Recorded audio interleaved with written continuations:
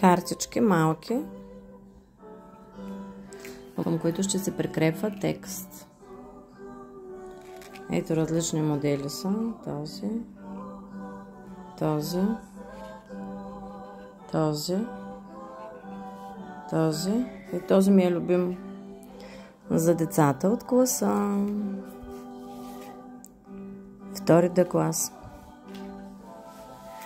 Този ми е любим просто. Ето. Реших да са различни, за да е по-интересно.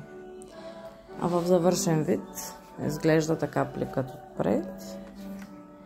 Не е напълно залепено. Ето така. Прикрепено е с двойно залепващо. Картичката вътре с текстчето. Нали, мами? Да. Хубавото момиченце на мама. Къде ходи, мамо, че не иска да рисуваш? Да. Да? И какво рисува, мамо? Рисувахме картина. С кълвач? Да. Горски в гората? Да. И как вали сняг? Да. Да. Днес имаме техника как да вместо да цапаме листа просто с малки бели Петънца. Да правим снега. Да, взимаме моливчето и четката и правим така.